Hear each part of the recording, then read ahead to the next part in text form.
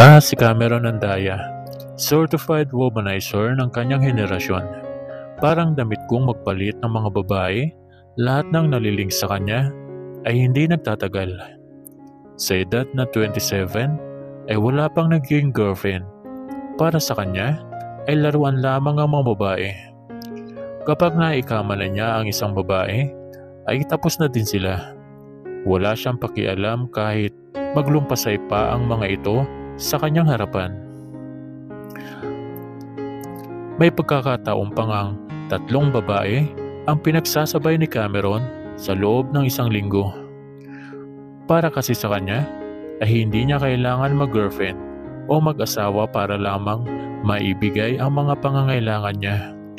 Dahil maraming mga babae ang nakapila at nagmamakaawang tikman niya. Gabi-gabi siyang laman ng mga disco bar kasama ang 2 kaibigan na hindi rin nagpapahuli sa pagiging babaero. Nakikita mo ba yung babaeng naka-pink dress? Turo ni Raymond sa babaeng nasa kabilang table. Yep, kanina ko pa nga napapansing panay ang tingin sa akin at pa-cute. Natatawang sagot ni Cameron sa kaibigang si Raymond. Yun naman pala. Bakit hindi mo papuntahan at pagkatapos ay dalhin mo sa hotel? Napangiwi bigla si Cameron sa sinabing yon ni Raymond. Oo, babaero siya pero mapili siya sa babae. Gusto niya sa babae ay maganda at sexy. Siyempre makinis at magaling gumiling. Hindi ko siya type, dude. Nakikita mo ba ang itim-itim niya? Para siyang uling sa kaitiman. Sabay namang nagkatawanan ang 2 kaibigan ni Cameron. Sabagay, pero alam mo Cameron, ang mga ganyang tipo ng babae ay virgin pa. Masyado kasi silang pakipot. Natawa naman si Cameron at tiningnan mabuti ang babaeng nasa kabilang table. Anong pakipot ang pinagsasasabi mo dyan? Kanina pa nga yan nakatingin sa akin, di ba? Halos lumuwa na ang mata niya sa akin kakatingin, pero ayaw pa rin tumigil. Naiiritang sagot naman ni Cameron kay Michael. Ayaw mo bang subukan? Ikaw din, sayang din yan. Kesa naman mahopya tayo ngayong gabi. Sabay na sabi sa kanya ng 2 kaibigan. Tumawa na lamang si Cameron.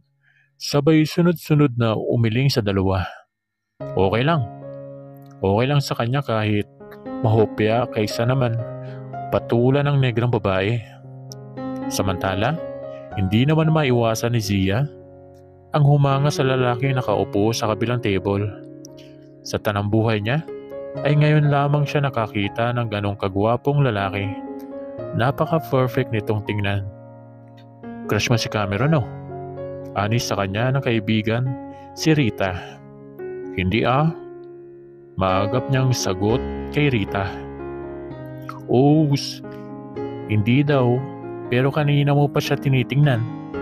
Alam mo siya babaero yang si Cameron, kaya huwag na huwag kang magpapagusto sa kanya. Dahil kung ayaw mong masaktan, paalala sa kanya ng kaibigan. Ikaw talaga, ang advance mong mag-isip. Huwag ka mag-alala Rita, tatandaan ko ang mga sinasabi mo sa akin. Saka hindi naman ako nagpunta dito para sa lalaki.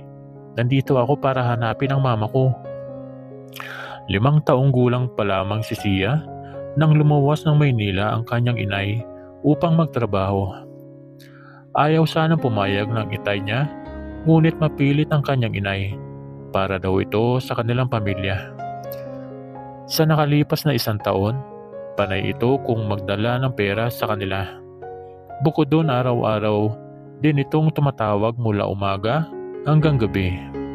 Ngunit nang mag2 taon sa Maynila ang kanilang inay, ay naging madalang na ang pagtawag nito sa kanila. Maging ang pagpapadala ng pera ay naging madalang na rin. Hanggang sa isang araw, nalaman na lamang ng itay niyang nagpakasal na ang inay niya sa amo nito. Labis na nasaktan ng itay niya sa ginawang pagpapakasal ng inay niya. Dahilan upang kitilin ito ang sariling buhay. Sa murang edad ni Zia ay nakaramdam siya ng galit at pagkasuklam para sa kanyang inay. Dahil ito ang dahilan kaya maaga siyang nawala ng ama. Ang bunsong kapatid ng itay niya ang kumukup sa kanya. Pinag-aaral siya nito hanggang sa makapagtapos siya ng kolehiyo. Pagka-graduate ni Zia ng kolehiyo ay kaagad siyang nagdesisyon lumuwas ng Maynila upang maghanap ng trabaho at hanapin ang ina. Pansamantalang tumuloy si Zia sa apartment ni Rita habang naghahanap ito ng trabaho. Kaklase niya si Rita since elementary hanggang high school. Yun nga lang nagkahiwalay silang magkaibigan nang mag-college si Rita sa Manila. So anong plano mo ngayon? Nandito ka na sa Maynila. Hanapin mo ba kagad ang inay mo? O maghahanap ka muna ng trabaho? Siguro maghahanap muna ako ng trabaho para makapag-ipon ako ng pera. Saka ako nahahanapin si inay. Hanggang ngayon, sariwa pa rin sa aking isipan ang ginawa niyang pagtataksil kay itay. Nakatatakta sa puso't isipan ni Zia ang galit para sa ina. Ito ang sinisisi niya sa pagkamatay ng kanyang itay. Kung hindi ito nagpakasal sa ibang lalaki, buhay pa sana hanggang ngayon ang itay niya.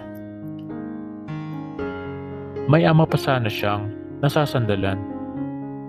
Pero dahil sa ginawa ng kanyang magaling na ina, ay wala na. Ulila na siyang lubos. Mabuti na lamang at kinupkup siya ng kapatid ng kanyang itay. Alam ko, hiring ngayon sa kumpanya ni na Cameron. Gusto mo bang mag-apply sa kanila? Talaga, Rita? Oo, nakausap ko kasi yung dati niyang sekretary. Aalis na kasi ito, uuwi ng probinsya. Baka gusto mong maging sekretary ni Papa Cameron? Natawa naman si Zia sa kaibigan dahil kilig na kilig ito habang binabanggit ang pangalan ni Cameron. Kakasabi mo lang kanina na babaero si Cameron, tapos ngayon ikaw naman itong kilig na kilig. Biro niya sa kaibigan. Ang gwapo at ang yummy kasi niya. Sayang nga lang hindi niya ako type. Hayaan mo na, marami namang lalaki dito sa mundo. Hindi lang siya. Basta ako, gusto ko katulad ni Tay, ang lalaking mamahalin ko. Naku, good luck na lang sa'yo. Bibihira na kasi ngayon ang lalaking matino at loyal sa isang babae. Lalo na dito sa Maynila. Naglipa na dito ang mga manluloko. Hindi marunong makontento sa isang babae. Gusto kaliwat kanan, harap at likod. Alam ko naman yun, Rita, pero marami pa rin namang matitino basta maging mabusisi ka lamang sa pagpili ng lalaking yung mamahalin. Nagpaalam muna si Zia sa kaibigan na magbabanyo. Kanina pa kasi siya naihi dahil hindi sanay uminom ng alak.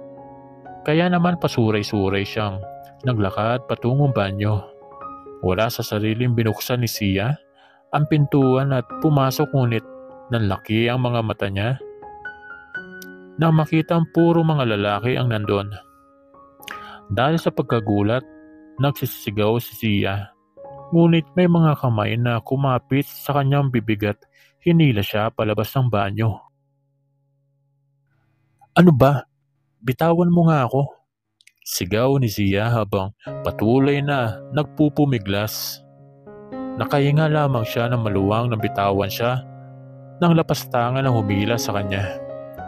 Halos manlaki ang mga mata ni Zia na makilala kung sino ang humila sa kanya palabas ng banyo. Ikaw? Gulat niyang turo sa lalaki. Yeah, ako nga.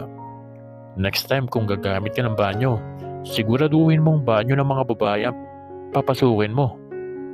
Hindi banyo ng mga lalaki. O baka naman kaya ka pumasok ng banyo ng mga lalaki kasi sinusundan mo ko, no? Tama ba ako? Nang uuyam na sabi sa kanya ng lalaki na walang iba kundi si Cameron. Excuse me, huwag kang feeling hindi kita sinusundan.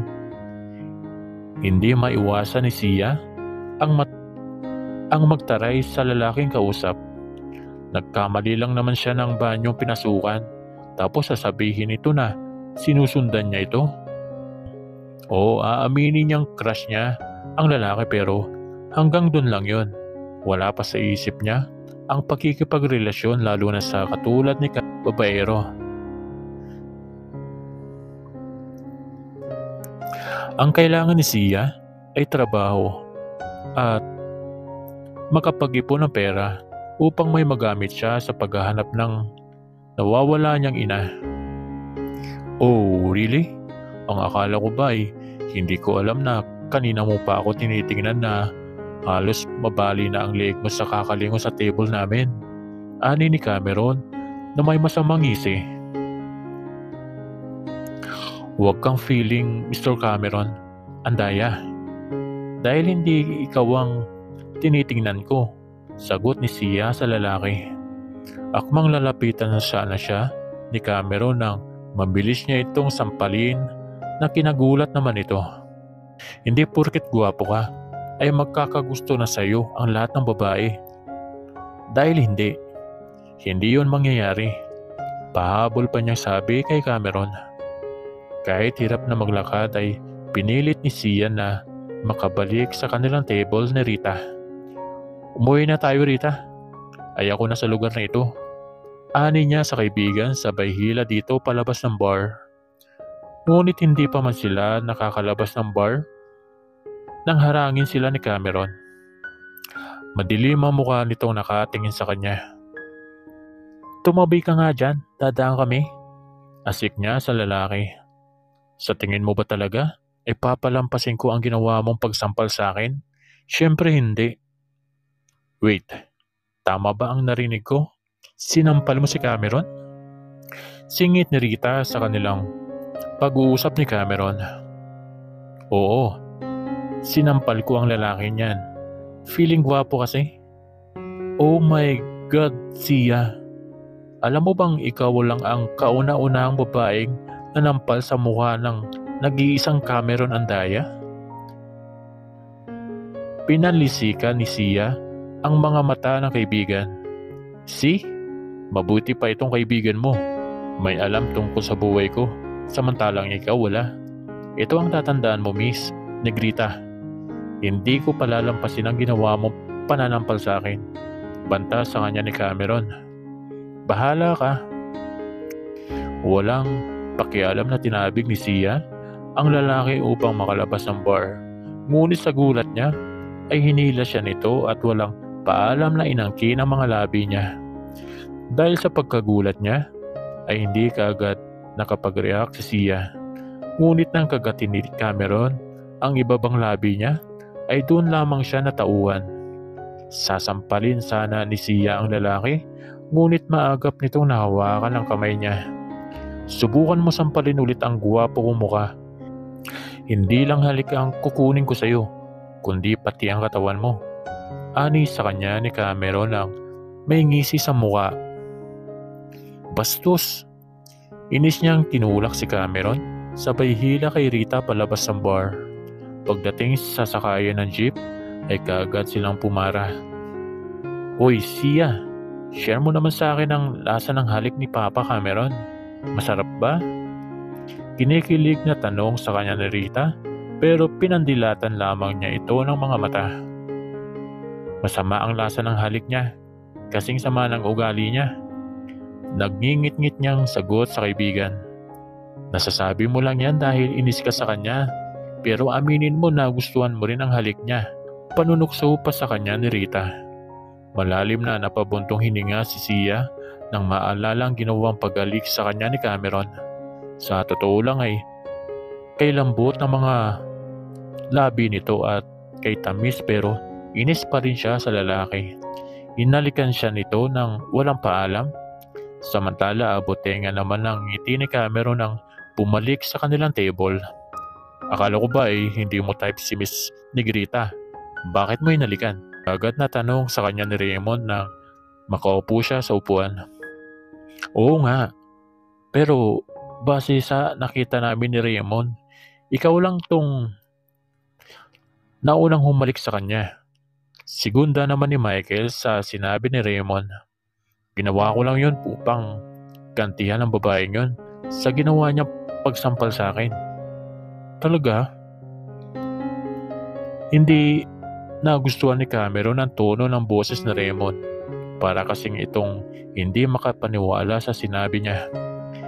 Hindi pa nasisiraan ng ulo si Cameron para pumato sa babaeng negrita. Mataas ang standard niya sa babae at kailangan ay hindi siya babaksak sa isang negrita lamang. Change topic. Ayaw ko ng pag-usapan ng babaeng yun. Mainit lamang lalo ang ulo ko, sabi ni Cameron sa mga kaibigan. Sunod-sunod ang ginawang pagtungga ni Cameron sa boteng may lamang alak hanggang sa maubos ito. Kinabukasan, nang magising si Sia, ay masakit ang kanyang ulo. Kaagad siyang bumangon at nagtungo ng banyo para maligo. Habang kumakain ng almusal, ay muli siyang tinanong ng kaibigan kung mag-a-apply ba siya sa kumpanya ni na Cameron. Sa tingin mo talaga, pagkatapos ng ginawa sa akin ng walang hiyang lalaking yon, ay mag-a-apply pa ako sa kumpanya nila? Siyempre hindi. Nakasimangot niyang sagot sa kaibigan. Sayang, mataas pa naman silang magpasahod sa mga employees nila. Kahit na ayaw ko pa rin, mag-apply lamang ako sa ibang kumpanya kaysa kasama ko ang bastos na lalaki na yon. Hanggang ngayon ay hindi pa rin nakakalimutan ni Sia ang ginawang paghalik sa kanya ni Cameron. Nagagalit si Sia sa lalaki dahil ninakaw nito ang kanyang first kiss. Ang gusto pa naman na sana ni Sia ay maganap yun sa isang romantic na lugar. Hindi katulad ng ginawa ni Cameron. Ikaw ang bahala. Paano, mauna na ako sa'yo? May dadaanan pa kasi akong katrabaho eh. Tumango siya kay Rita. Nang mapag-isa sa apartment, ay niligpit muna ni Sia ang kanilang pinagkainan bago nagbihis. Hindi alam ni Sia kung saan maghahanap ng trabaho pero kailangan niyang lakasan ng loob para sa pangarap at mahanap ang kanyang ina. Maghapong naghanap ng trabaho siya, ngunit bigo siyang makahanap ng trabaho. Nalabis niya ang kinalungkot. Patawid na sana si Sia nang kamuntik siyang mabangga ng rumaragas ang kotse. Mabuti na lamang at mabilis na nakapreno ang driver ng nasabing kotse. Sa inis ni Sia, nilapitan niya ang kotse ang kamuntik na makabangga sa kanya. Akmang kakatukoy na sana niya ang pintuan ng bumukas yun. Mula roon ay lumabas ang isang magandang babae. Sa tingin ni Sia, ay matanda lamang siya ng ilang taon sa babae. Sorry miss, nasaktan ka ba? Tanong sa kanya ng babae, halata ang panginginig ng boses nito habang nagsasalita. Hindi ako nasaktan pero susunod magdahan-dahan ka naman sa pagmamaneho. Hindi mo pagmamayari ang kalsadang ito. I know, medyo problemado lang kasi ako kaya ako nakakaganito. Nakaramdam naman lang hindi maipaliwanag na awa si Sia para sa babaeng kaharap. Kung may problema ka, hindi solusyon ang pagpapakamatay. Lalo na ang mangdamay ng mga inosenteng tao. Walang problema ang hindi nasusolusyonan. Basta magtiwala lamang tayo sa Panginoon. Yeah, you're right. Anyway, I am Pauline. And you are? Nagpakilala sa kanya ang babae, sabay lahat ng isang palad nito, na malugod namang tinanggap ni Sia. Sia, niyaya siya ni Pauline na magmerienda sa isang coffee shop. Ayaw sanang pumayag ni Sia, ngunit mapilit si Pauline kaya pumayag na lamang siya.